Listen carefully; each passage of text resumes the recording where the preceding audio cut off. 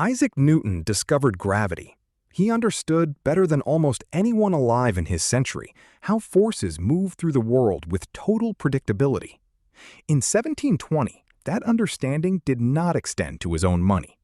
He made a fortune in the stock market, and then made one decision that undid it so completely that he was, by most accounts, unwilling for the rest of his life to hear a certain word spoken in his presence. He was not the only person whose intelligence failed to protect him. A Nobel Prize-winning economist would later lose billions using the very formula that won him the prize.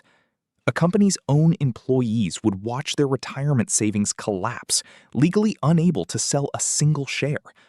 A collector would build a fortune out of his kitchen sink and lose it just as fast. 11 stories, each one a different answer to the same question. What happens when a person who is right about almost everything is wrong about the one thing that matters most? 10% of a company now worth roughly $400 billion sold for $800. That is the number most people remember about Ronald Wayne, and it is almost always told as a punchline: the man who did not have the vision to stay. What gets left out is the paperwork.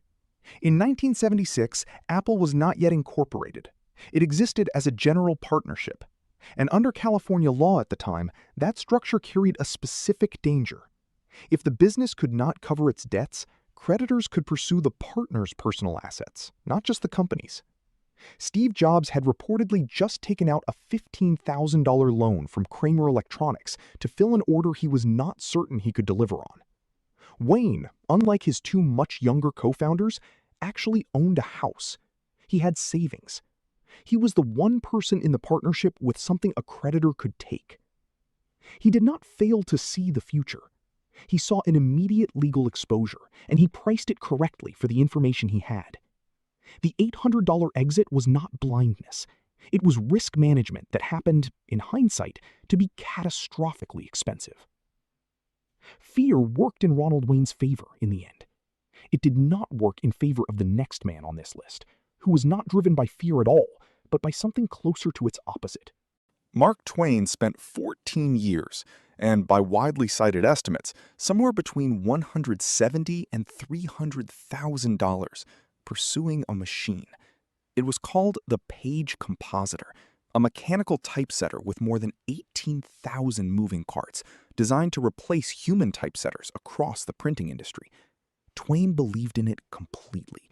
He kept funding it through breakdown after breakdown, long past the point where a more detached observer would have called it finished.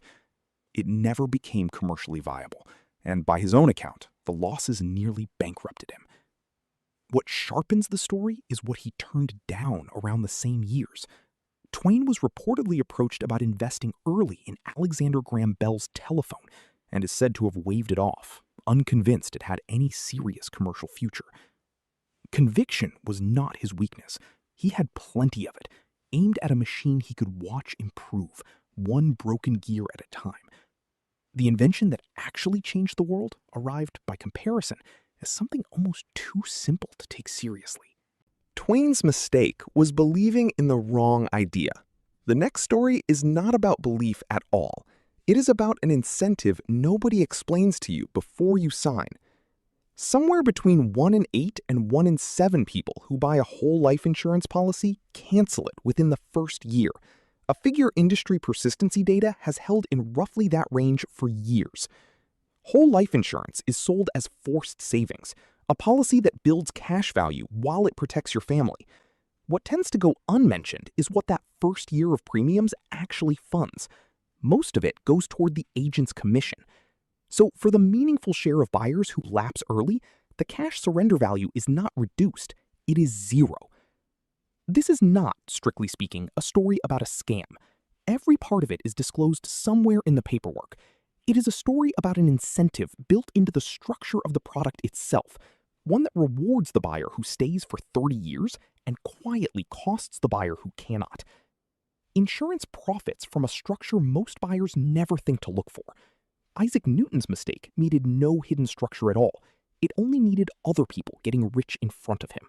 By the spring of 1720, Newton owned shares in the South Sea Company, and for one stretch of that year, his instincts were close to flawless. He sold, walking away with a profit that, by most accounts, roughly doubled his money. Then he watched the price keep climbing without him. Friends who had stayed in were growing exponentially richer, and by late summer, at what turned out to be the very top of the market, he bought back in, bigger this time. The company collapsed within months. Newton lost several times what he had made on the way out, enough that he was, by most accounts, reluctant for the rest of his life to hear the words South Sea spoken around him. He had already done the math correctly once. He sold at the right moment and walked away with a real profit. What undid him was not a failure of calculation. It was the specific discomfort of watching other people get rich while he stood still. A discomfort that 3 centuries later still drives more bad financial decisions than almost anything else. 3 centuries later, and several tax brackets down, an ordinary father in the American Midwest ran into a smaller version of the same problem. Through the 1990s, Chris Robinson Sr. spent an estimated $100,000 accumulating roughly 20,000 Beanie Babies. This was not a hobby. He treated the collection as a genuine appreciating asset, one he intended to sell off over time to help put his 5 children through college. At the height of the craze, that plan was not as far-fetched as it now sounds. Certain rare pieces really were reselling for hundreds, sometimes thousands of dollars, in an active and functioning secondary market. Then the craze ended the way manufactured shortages usually end. Production caught up with demand, attention moved elsewhere, and the resale market collapsed within a matter of months. Most of those 20,000 animals now sit in plastic bins in a garage, worth close to nothing. Robinson's mistake was not sentiment. It was mistaking a temporary shortage of a mass-produced toy for a permanent one. The next story is not about scarcity at all. It is about a product marketed as a home upgrade that behaves on paper like debt. Leased solar panels, technically structured as power purchase agreements, are sold as exactly that, an upgrade, lower electric bills, no upfront cost, the implicit promise of added home value. What tends not to be explained clearly at signing is that when a homeowner leases rather than owns the panels, the solar company will often file what is known as a UCC-1 financing statement against the property. It functions less like a home improvement and more like a claim tied to the equipment sitting on the roof. The cost usually surfaces at the worst possible moment, when the homeowner tries to sell. Major mortgage underwriters, Fannie Mae among them, have in many cases declined to approve a buyer's loan until that filing is cleared from the title. The seller, who believed they had made a smart green investment, can end up writing a check for $15,000 to $30,000 at closing just to buy out a lease on panels they never actually owned. If an individual homeowner can misjudge a financial structure sitting on their own roof, it is worth asking what happens when the people building the models are the most credentialed minds in the field. In 1997, Myron Scholes and Robert Merton won the Nobel Prize in Economics for a formula that reshaped how the entire financial industry prices risk. They were not academics standing on the sidelines. They sat on the board of a hedge fund called Long-Term Capital Management, built specifically to apply their models at scale, and reportedly leveraged in the neighborhood of 25-1 on positions tied to sovereign bonds. In August of 1998, Russia defaulted on its debt. Markets the models had treated as unrelated began moving together instead, and within 4 months, the fund had lost an estimated $4.6 billion, enough that the Federal Reserve had to orchestrate a private sector rescue simply to keep the unwind from spreading through the banking system. The popular version of market collapse is that dumb money gets wiped out by smart money. This is closer to the opposite. The people who wrote the formula lost to the same thing that undid Newton. Not a lack of intelligence, but certainty applied at a scale where being wrong stops being survivable. LTCM's collapse was still technically a choice. Aggressive, but a choice. A leveraged decision someone made and could, in theory, have made differently. The next story removes choice from the equation almost entirely. Enron's collapse is well known. Less discussed is the specific mechanism that turned it from a corporate scandal into a personal financial disaster for thousands of ordinary employees. In late October 2001, as the company's accounting fraud was beginning to unravel and executives were quietly selling their own shares, Enron initiated what it called a routine administrative lockdown on the employee 401k plan, officially described as a switch in plan administrators. For roughly 3 weeks that fall, according to records from the case, employees were legally barred from selling their Enron stock. It did not matter that they could watch the price falling. It did not matter that they wanted out. Trading records placed the stock somewhere in the $30 range at the start of that window and near $9 by the time it lifted, while the people running the company were under no such restriction.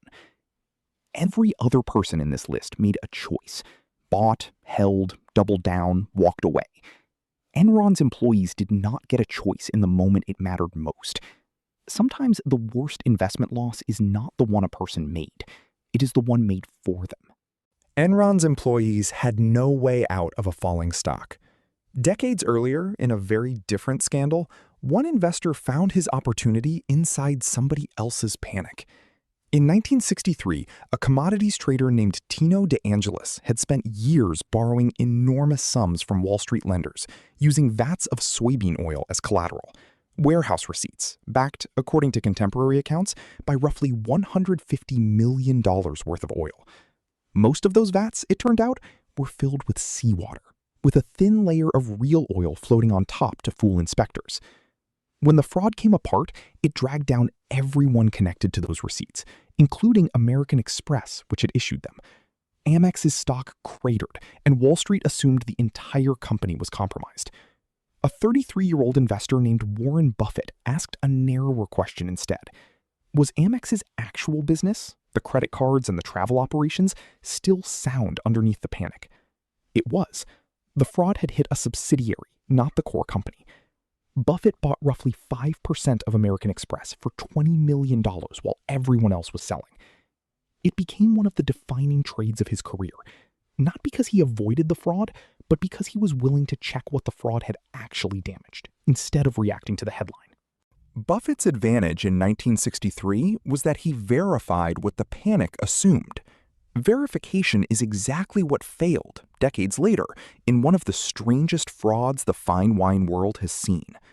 Rudy Kurniawan became a fixture at elite auctions, selling what he claimed were ultra-rare vintage French wines to serious collectors for enormous sums. His actual process, according to the federal case later brought against him, involved blending inexpensive Californian wine in his Los Angeles kitchen and printing counterfeit labels for legendary vineyards and vintages, in some cases, vintages that had never existed in the form he was selling. What ended it was his own overreach. In April 2008, at a New York auction house, he attempted to sell a purported 1929 vintage of Domaine Ponceau. The estate's actual owner, Laurent Ponceau, flew in personally to stop the sale because his family's records showed they had not started bottling that specific wine until 1934. A wine from before it existed had reached the auction floor. The collectors who bought from Kurniawan were not fooled by an especially good fake. They were fooled by their own unwillingness to ask the one question that would have caught it. Not whether the wine tasted right, but whether the story around it could possibly be true. Kurniawan's buyers lost because they did not ask the right question. The final story on this list is different. The two brothers at its center asked all the right questions about supply and demand. They simply did not ask what happens when the people running the exchange decide they do not like the answer. Through the late 1970s, Nelson Bunker Hunt and William Herbert Hunt quietly accumulated enough physical silver and silver futures to functionally corner the global market. It worked. Silver rose from around $6 an ounce to over $50. What tends to be left out of the story is why it ended. The Hunts did not lose because the market naturally rebalanced against them. They lost because the exchange running the silver futures market changed the rules specifically to stop them.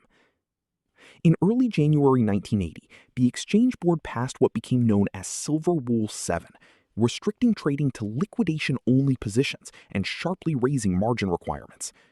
Weeks later, on March 27, 1980, a day now remembered as Silver Thursday, the price collapsed, and the Hunts lost more than $1 billion by most estimates. They were not wrong about the underlying imbalance in the physical silver market. What they had not accounted for was that once a position grows large enough to threaten the system it operates inside, the people who run that system are willing to rewrite it mid-game. None of the 11 people in this story lacked information. Newton understood the mathematics of the physical world well enough to redefine it. Scholes and Merton had already written the formula the rest of the industry borrowed. What none of them had was a way to know, standing inside the decision, which kind of certainty they were holding. The kind that lasts, or the kind that is about to move. They were all right about something. What cost them was finding out too late that being right about that one thing was never proof of being safe from everything else.